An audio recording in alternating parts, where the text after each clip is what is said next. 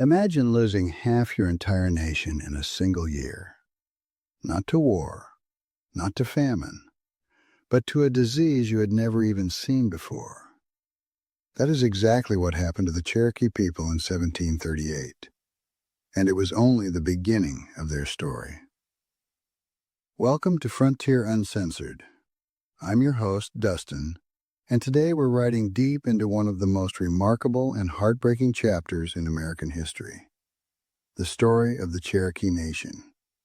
Their rise, their battles, their forced removal, and their survival against impossible odds. If you want more stories like this one, make sure you hit that subscribe button and ring the bell so you never miss an episode. All right, let's get into it. Long before any covered wagon rolled across the American plains, long before any cowboy drove cattle through the dust of the frontier, a people called the Untold had already built a civilization in the hills and forests of the American Southeast. Untold, it means the principal people, and for thousands of years that is exactly who they were. We know them today as the Cherokee. They are the largest of the 567 federally recognized tribes in the United States, with more than 300,000 enrolled tribal members. According to the U.S. Census of 2000, over 819,000 Americans claimed Cherokee ancestry. Those are not small numbers. That is a nation. Their homeland stretched from what is now southeastern Tennessee down into northeastern Alabama, spreading across the ridges and river valleys of the southern Appalachians. These were not nomadic wanderers. The Cherokee built permanent villages, farmed the land, practiced complex religious rituals, and organized themselves into a sophisticated social structure long before any European ever set foot on the continent. Now here's where things get interesting for scholars and historians alike. Nobody agrees completely on where the Cherokee originally came from. Two major theories have battled it out for generations. The first says the Cherokee migrated southward from the Great Lakes region, arriving in Appalachia relatively late in the prehistoric timeline.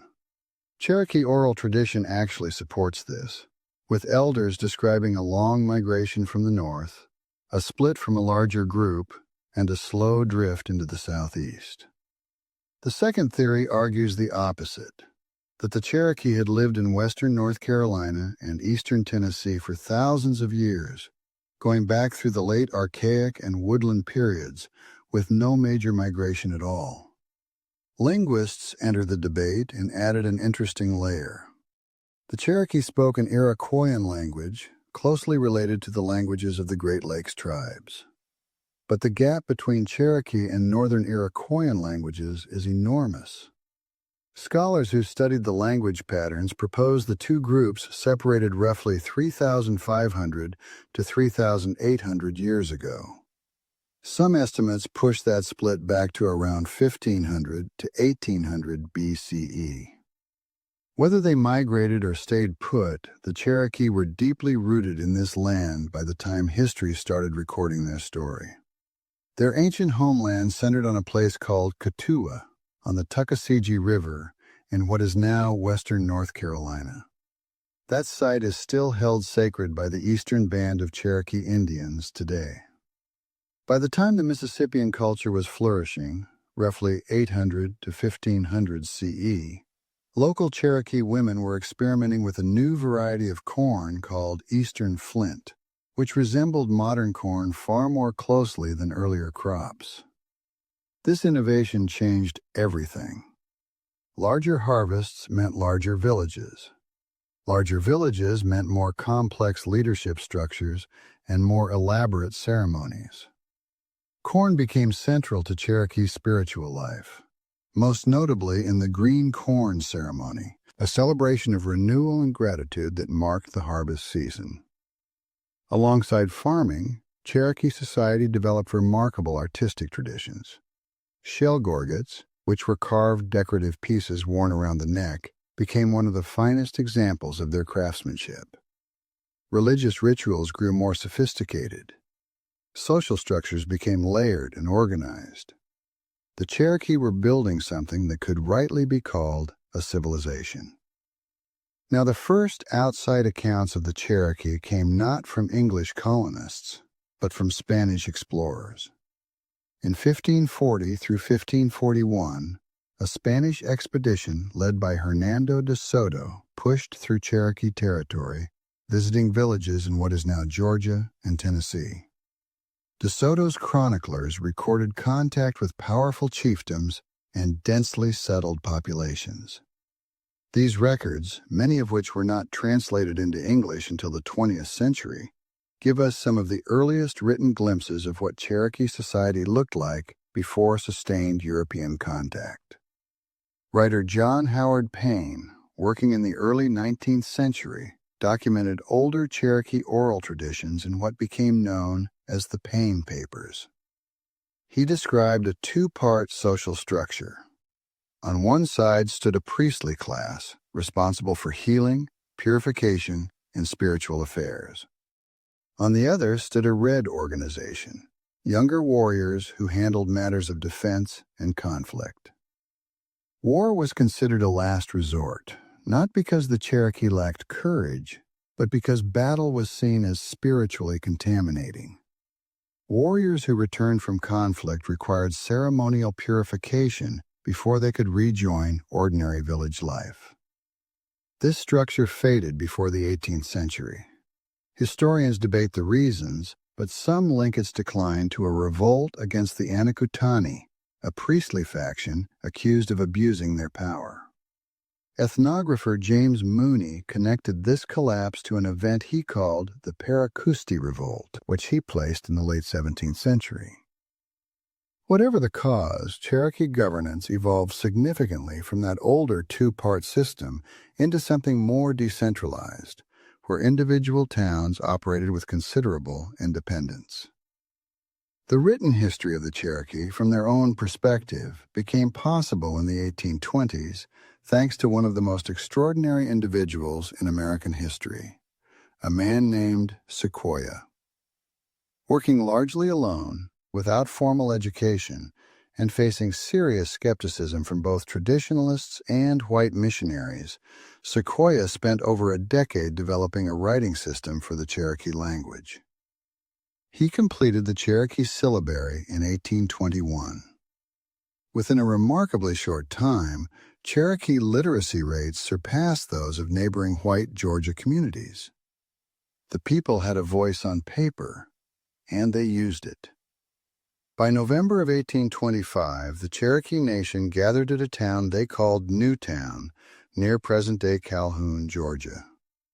They renamed it New Echota, after the ancient sacred town of Chota. In 1827, they drafted a constitution modeled on that of the United States, with executive, legislative, and judicial branches, checks and balances, and an elected principal chief. John Ross, an educated man of mixed Cherokee and Scottish heritage, emerged as that chief. The Cherokee Nation was not a collection of scattered tribes scraping out a living. It was a functioning republic. In February of 1828, a man named Elias Boudinot launched the Cherokee Phoenix, the first Native American newspaper in the country, printed in both Cherokee and English. The Cherokee were doing everything the outside world said they needed to do to survive. They were building schools, drafting laws, publishing newspapers, and farming their land. And none of it was enough. Have you ever heard of a community building an entire civilization only to have it targeted because of where they happen to live? Drop your thoughts in the comments below. We want to hear from you. Let's back up a little and trace the relationship between the Cherokee and the European powers that slowly tightened their grip on the continent. In the 1660s, the Cherokee provided shelter to a group of Shawnee who needed refuge. It would not last. Shifting alliances pushed the two peoples apart. The Cherokee eventually allied with the British against the Shawnee, who were backed by the French. Politics on the frontier were never simple. In January of 1716, Cherokee warriors attacked Muskogee Creek leaders at a place called Tugaloo Town, drawing them into the broader Yamasee War. That conflict ended in 1717 through peace treaties with the South Carolina colony. But surprise raids between the Cherokee and Creek would continue for decades. In 1730, a Scottish nobleman named Sir Alexander Cumming arrived in Cherokee country and orchestrated an extraordinary piece of political theater. He crowned a Cherokee leader named Moytoy of Tellico as the Emperor of the Cherokee, pledging his allegiance to King George II of Britain. A treaty was signed. Cherokee leaders, including the important diplomat known as Ottakulla, were brought to London. The Cherokee, always pragmatic in their diplomacy, played along, but political power inside the nation remained fragmented. Towns still acted independently. There was no single ruler who could speak for all Cherokee people. Then came the epidemic. From 1738 to 1739, smallpox tore through Cherokee communities in what historians now call a virgin soil epidemic. The Cherokee, like all indigenous peoples of the Americas, had spent thousands of years geographically isolated from Old World diseases. When European settlers arrived, they brought infections to which they had developed generations of partial immunity. The Cherokee had none. The disease spread with terrifying speed. Within roughly a year, nearly half the Cherokee population was gone. Entire villages fell silent. Families were destroyed. Communities that had endured for centuries were shattered almost overnight. The grief and loss were beyond anything the Cherokee had experienced before. This was not a battle they could fight with bows or rifles. This was an invisible force, and they had no defense against it. The population would slowly recover, but the trauma ran deep. By 1753 to 1755, the Cherokee were again in armed conflict, this time with the Muskogee Creek over hunting grounds in northern Georgia. The Battle of Taliwa in 1755 ended in a clear Cherokee victory. Around the same time, the British began constructing forts inside Cherokee territory, ostensibly to defend against French expansion during the 7 Years' War. At first, the Cherokee welcomed this arrangement. In 1756, they formally allied with the British. But tensions built quickly. British soldiers and Cherokee communities clashed repeatedly over land, respect, and broken promises. By 1760, those tensions exploded into the Anglo-Cherokee War. Even after that conflict ended, the wounds festered. In 1765, colonial officer Henry Timberlake brought former Cherokee adversaries to London in an effort to rebuild the alliance. Timberlake left behind one of the most detailed written descriptions of Cherokee appearance and customs from that era. He described the Cherokee as people of medium height with olive complexions, often decorated with tattoos using gunpowder pigment, wearing stretched earlobes adorned with silver, and dressing in a blend of traditional and English-influenced clothing, complete with moccasins decorated with porcupine quill work. They were their own people, absorbing outside influences without losing their identity. Back on the American side of the Atlantic, things were moving fast. In 1771, North Carolinians were settling on Cherokee land in Tennessee.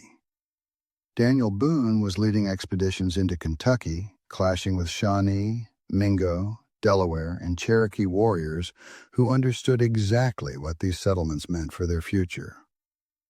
When the American Revolution broke out, the Cherokee faced a brutal choice. Many sided with the British, seeing the colonists as the more immediate threat to their lands. In 1776, they launched coordinated attacks on frontier settlements alongside Shawnee allies. A Cherokee woman named Nancy Ward, a member of the Overhill Cherokee and holder of the title Beloved Woman, warned settlers of the planned attacks. She believed in peace and coexistence. Her decision saved lives on both sides, but it put her in a complicated position within her own community. Provincial militias responded by destroying more than 50 Cherokee towns. North Carolina militias burned the Overhill towns in 1776 and again in 1780. Surviving Cherokee leaders signed treaties with the newly formed states by 1777. But not everyone accepted those agreements. A warrior and leader named Dragging Canoe refused to submit. He led his followers south to a new settlement along Chickamauga Creek and launched an extended guerrilla campaign against frontier settlers. This fight, known as the Cherokee-American Wars, lasted from 1776 all the way to 1794. It was one of the longest continuous conflicts on the American frontier. The first Treaty of Tellico Blockhouse, signed in 1794, finally brought an end to that long war. By the early 19th century, the Cherokee were navigating a new and treacherous political landscape. President George Washington's policy toward Native peoples centered on what he called civilization. His Indian agent, Benjamin Hawkins, pushed the Cherokee to abandon communal land practices and adopt individual family farms. The deerskin trade was collapsing. New economic realities were arriving fast. Pigs, cattle, spinning wheels, and cotton plantations replaced the old ways of making a living. The Cherokee adapted. They had always been adaptable. Leaders like James Vann and his son Rich Joe Vann built substantial plantations. By the time Rich Joe Vann was running operations, his plantation had expanded to 800 acres, worked by 150 enslaved people, exporting cotton and even operating a steamboat. Major Ridge, a former warrior who had fought alongside Dragging Canoe in earlier years, moved his family to Rome, Georgia, built a mansion, and developed his own plantation. His son John Ridge and nephew Elias Boudinot were educated in New England missionary schools and returned as polished English-speaking leaders. In 1812, Cherokee warriors under Major Ridge fought alongside General Andrew Jackson at the Battle of Horseshoe Bend, helping defeat the Red Stick Creek faction. Jackson's forces could not have won that battle without Cherokee support. Ridge and his warriors understood this. They believed their loyalty would be remembered. They believed the United States would honor its promises. That faith would prove costly. The Cherokee Nation was thriving by the 1820s. New Echota had a newspaper, a printing press, a written constitution, schools, churches, and a bilingual population that included some of the most educated people on the frontier. They had done everything demanded of them. And yet, in 1830, President Andrew Jackson, the same man they had helped to victory at Horseshoe Bend, signed the Indian Removal Act. The act called for the relocation of all southeastern tribes west of the Mississippi River. The Cherokee fought back, not with rifles, but with lawyers. Their case reached the United States Supreme Court. In Worcester v. Georgia in 1832, Chief Justice John Marshall ruled in their favor. He declared that Georgia had no authority over Cherokee lands and that the federal government was obligated to protect the tribe. Jackson reportedly dismissed the ruling. The removal would proceed. What followed has been called one of the darkest chapters in American history. Between 1838 and 1839, United States Army troops and state militia rounded up approximately 16,000 Cherokee men, women, and children and forced them to march westward to Indian Territory in what is now Oklahoma. The journey stretched more than 1,000 miles. It was carried out largely in winter. People marched without adequate food, clothing, or shelter. Estimates of those who perished along the way range from 4,000 to as many as 8,000 souls. The Cherokee themselves came to call this march Nunadal Suni, the trail where they cried. History remembers it as the Trail of Tears. Not all Cherokee were removed. A small group, led by a man named Solly and hidden in the mountains of western North Carolina, managed to avoid the soldiers. They're the ancestors of the eastern band of Cherokee Indians who still live on the Qualla boundary in North Carolina to this day. In Oklahoma, the surviving Cherokee began the painful work of rebuilding. They reestablished their government, their schools, and their society from scratch in a foreign landscape. But internal divisions left over from the removal period ran deep. Those who had signed the removal treaty, the so-called Treaty Party led by Major Ridge, John Ridge, and Elias Boudinot, were considered traitors by Principal Chief John Ross and a large portion of the nation. The violence that followed this division claimed the lives of Major Ridge, John Ridge, and Elias Boudinot in 1842. The Cherokee Nation was at war with itself even as it tried to rebuild. Then came the Civil War. The Cherokee Nation was split again. Some sided with the Union, others with the Confederacy. Stand Watie, a Cherokee leader and former Treaty Party member, became a brigadier general in the Confederate Army and was the last Confederate general to surrender, laying down arms more than 2 months after Appomattox in 1865. After the war, the United States treated the Cherokee Nation as a defeated Confederate ally. The Treaty of 1866 imposed new conditions. The Cherokee were required to free all enslaved people held within the nation and grant them full Cherokee citizenship with all the rights that came with it. These men and women became known as Cherokee freedmen, and their story is one that the nation continues to grapple with to this day. In 1866, with the death of John Ross, a complicated chapter around the Mount Tabor Cherokee community in Texas also began. A group of Cherokee descendants connected to Rusk County in Texas had historical ties to the nation through the Treaty of Bird's Fort and earlier agreements. Over the following century and more, most of these descendants rejoined the Cherokee Nation. But roughly 800 individuals, known as the Texas Cherokee and Associated Bands, remained in legal limbo, holding treaty rights but not meeting the enrollment criteria tied to the Dawes Commission rolls. Many still live in Rusk and Smith counties in Texas today. Now let's talk about the legislation that reshaped the Cherokee Nation's future in the late 19th century. The Dawes Act of 1887 divided communal tribal land into individual allotments for families.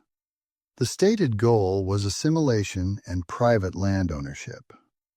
The real effect was to strip vast amounts of tribal land and transfer it to non-Cherokee settlers. Then, in 1898, the Curtis Act dissolved tribal governments, courts, and institutions entirely, including the Cherokee court system. The Cherokee Nation as a functioning government ceased to exist. In 1905, the 5 civilized tribes, including the Cherokee, made one final attempt to protect their future. They proposed creating a new state called Sequoia, an exclusively Native American state carved from Indian territory. Washington rejected the proposal. In 1907, Indian Territory and Oklahoma Territory were merged into the state of Oklahoma, and the Cherokee homeland became just another county on an American map. Tribal governance remained effectively suspended from 1906 to 1975, with the Bureau of Indian Affairs running operations on behalf of the federal government. The Cherokee had gone from a sovereign nation with its own constitution and newspaper to a people administered by a government agency in less than a century. But the Cherokee did not disappear. They never do. In 1975, the nation drafted a new constitution. It was ratified on June 26, 1976. Federal recognition followed officially in 1999. Under Principal Chief Bill John Baker, the modern Cherokee Nation rebuilt itself into one of the most economically and politically powerful tribal governments in the country. The nation holds major interests in business, real estate, and agriculture through Cherokee Nation Entertainment, Cherokee Nation Industries, and other commercial enterprises. It operates health clinics, builds roads, funds education programs, and actively works to revitalize the Cherokee language, of which roughly 12 to 22,000 fluent speakers remain today. Sound off in the comments right now. Did you know the Cherokee had their own newspaper before most American frontier towns even had a printing press? We want to hear what surprised you most about this story. In North Carolina, Chief Richard Sneed leads the Eastern Band of Cherokee Indians. Their reservation, the Qualla Boundary, is home to more than 8,000 Cherokee residents and welcomes over 1 million visitors each year to its cultural attractions. This community is primarily made up of descendants of those who survived the Trail of Tears by hiding in the mountains, and their connection to the original Cherokee homeland is unbroken. The two Cherokee groups, the Nation in Oklahoma and the Eastern Band in North Carolina, work together on shared projects, cultural exchanges, and tribal council meetings to amplify their collective voice. A third federally recognized Cherokee group, the United Kituwa Band in Oklahoma, also maintains its headquarters in Tahlequah alongside the Cherokee Nation.